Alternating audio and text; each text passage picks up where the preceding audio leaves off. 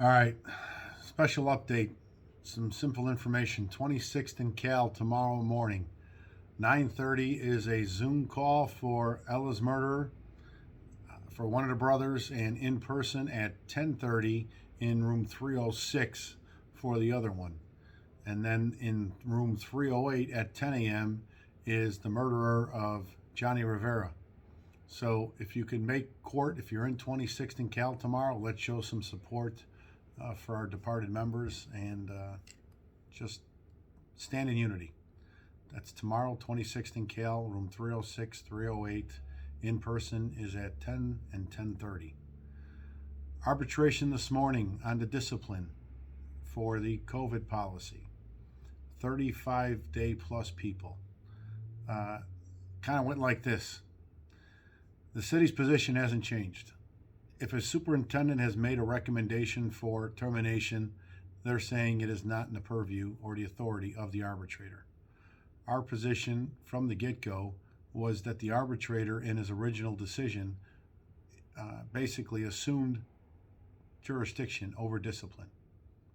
Going forward, whatever that was going to end up being, he had the authority over discipline going forward. The city has basically gave him a big middle finger by issuing discipline before he even came out with the ruling, and now that even when he came after with a supplemental award, they're still doing whatever they want to do. The short version is this. The city basically told us and the arbitrator that even though it wouldn't be the smartest thing to do, which certainly hasn't stopped 35th in Michigan in the past, the superintendent, in theory, could issue termination proceedings on a person who had just a simple reprimand with no time off at all.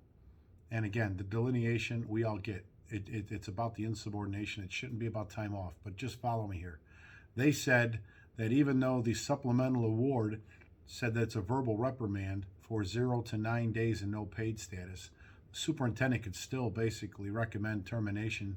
And if you get a police board case, it would be out of the purview of the arbitrator, and that would just be tough luck. I could tell you the arbitrator wasn't too happy with that. He did basically say, so what you're telling me is my arbitration award isn't worth the paper that it's written on. It was in a much stronger, curious tone. It did not sit well with the arbitrator. He was very clear what he intended discipline should look like going forward. And all we asked this morning was that he conclude what he had already started. And this was the reason why we were expecting it to be done all in one fell swoop in the beginning, as opposed to piecemeal together. But once it started down this path, we have to continue and get a conclusion, and that's all we urged him to do. He said, I quote said, he was going to try and get a supplemental award out by the end of the week. We've heard that before, and it ended up not being the end of the week. It was later than that, but that's just kind of where we're at right now.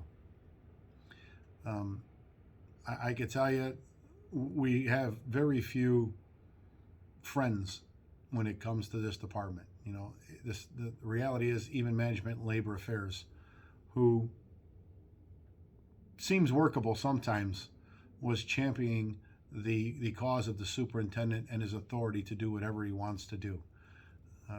We put on testimony from one of our attorneys and the PBPA attorney, Donna Dow, who retired as a lieutenant, out of 376, the commanding officer actually, with repeated examples of how members who were stripped for years on end ended up with minor discipline.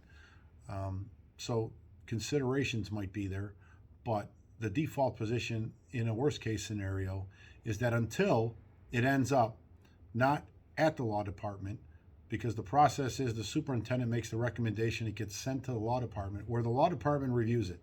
Conversations go on even while things are at the law department on what's going to happen and what's not going to happen, if it's going to be termination or not. There are examples where the law department gets it and says, this isn't a terminable case, we can't win it, and refer it back to the superintendent. So our contention is that until the law department signs off on it, it gets sent to the police board and gets docketed with a case number by the police board, a PB number. It is not a termination case, and it would still be in the purview of the arbitrator, period.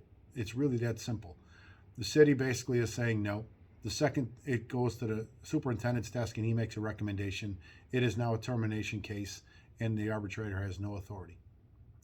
I could tell you, body language wise, and even the conversation that took place, be led to believe that he wasn't necessarily buying that argument that they were pitching. And like I said, he was not very happy when they told him that his first award was basically useless if they really wanted to push the issue.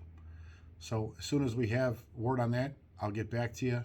And as I said, please, if you're by 26th and Cal or you're in court tomorrow, try and swing by room 306 or 308, 9:30. I should say 10 and 10:30 for the in-person. The Zoom at 9:30 for one of Ella's murderers. With that, have a good afternoon.